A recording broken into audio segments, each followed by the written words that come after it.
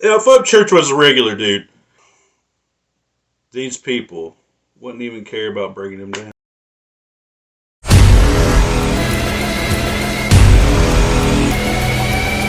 The evolution of music. It went viral on YouTube. Kids laugh. So look, the number one rule. I'm not gonna lie to you, bro.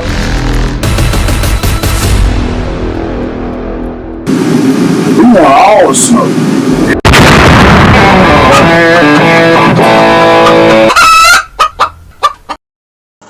Yo, yo, yo, yo. What's up, everybody? This is Drew. And today I feel like talking about Ryan Upchurch. Independently, some things that I've noticed over the past few years. He is killing it.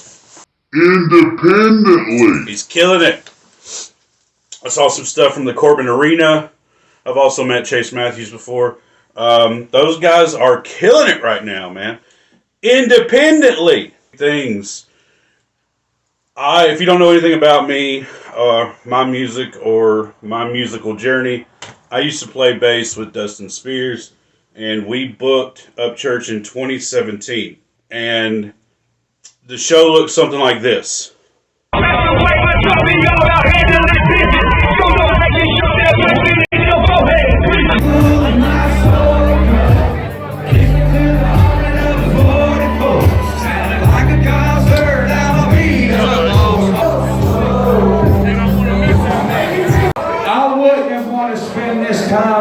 This last show anywhere else except for in a fucking bar in Tennessee.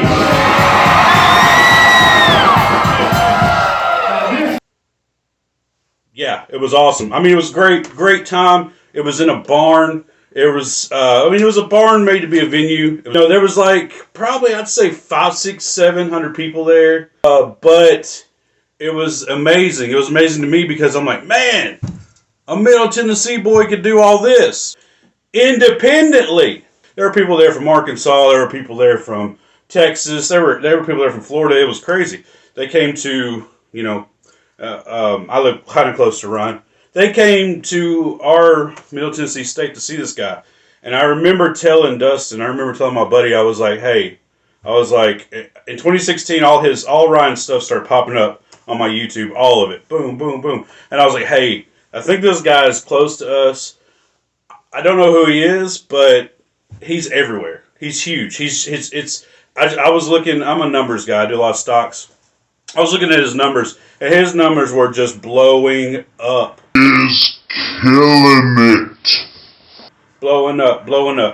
And so, I was like, Dust, we may be able to get this guy, to come and open for him and meet him and hang out with him. I would love to talk to him. And just try to, have a good time, play some music and everything. And so that's what happened. I hooked up with the DJ Cliffy, shout out Cliffy, and booked him. We booked him and we did the math and we put on a show and it turned out really good. It was a great time and we opened for him a couple times after that. So, fast forward to today and they're playing shows that look like this.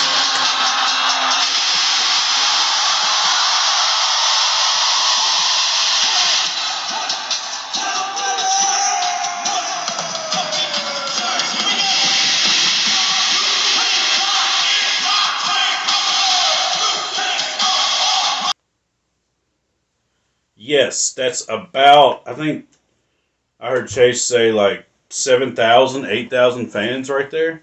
That's about 8,000 people. 2 nights sold out, same show. That's crazy. Independently. That proves right there that either the same people are coming to the same 2 nights or he could sell out a 16,000 crowd arena. That's crazy. That's nuts. In 3 or 4 years. Independently. These guys took off on the internet. It's been awesome to watch. It's been awesome to be a small part of, of watching them do crazy things now.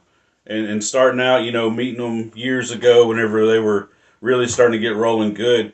I mean, he was already big, but I remember thinking, hey, I'm going to book him. And from the time we booked him a few months in advance, from the time to the time we threw the show, he gained 1 million followers. From the time we booked them to the time we threw the show on Facebook, he gained 1 million new followers. The numbers, it was crazy. I told my boy, I said, hey, I called that one. Whenever I see things like this now, I think, obviously he was doing music before then, 2016, 2015, 2014 actually. But I think I called that one. I could tell he was going to be huge, man. I could tell he was going to be huge. And it's awesome, He's a really charismatic, really cool guy to follow. And he's just fun to watch. He's entertaining. But also what's going on right now is I don't get on the internet and I don't talk about stuff that I don't know. Usually if I haven't seen it, heard it, felt it personally, then I'm not going to get on the internet. I'm not going to blab about things that happen, or I'm not going to insert myself into other people's business. I'm not going to say, you know what happened? Tell me what's going on behind the scenes with Upchurch or with this person or this person. I'm not going to do that. The reason why is because it's two grown men's business. Whenever you insert yourself in two grown men's business, you're already a busybody. You're already doing things that nobody even wants you to be involved with. And so there's been a lot of stuff lately on the internet. I don't pay no attention to that crap. I don't care. All I know is that church has always been cool to us. He's always been a great dude to us. Nice guy. Straight as an arrow. So, everybody has stuff. If there's any truth to anything that these two knuckleheads are saying, I ain't even going to repeat their names. I don't care. It's silly. I don't give a crap. I don't talk about what I don't know about. I know Upchurch is successful. That's what I know. And I also know, it doesn't mean he never does anything wrong. Everybody does stuff wrong. Everybody's got secrets. Everybody has secrets that they don't want other people to know. Everybody. Everybody in the world. So, for these haters, and one of them who he helped out so many times, I've heard a lot of stuff. I've heard a lot. I'm not in the circle, but I do hear a lot. Middle Tennessee is kind of a small town area, good old boy system. So I hear a lot of stuff, and everybody has something they don't want other people to know. Everybody. And so the same people who are trying to expose other people for no reason, they have, telling they probably have way more skeletons in their closet than anybody else even knows. That stuff's just silly to me. I look at that stuff and I laugh and I say, why would they insert themselves in his business? Who cares? I mean, who cares if, this happened back, in the day? Who cares? And so the reason why, it's the common denominator. The reason why is because views.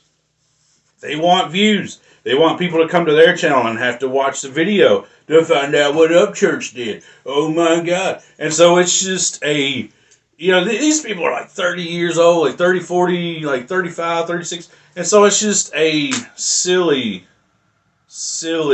web.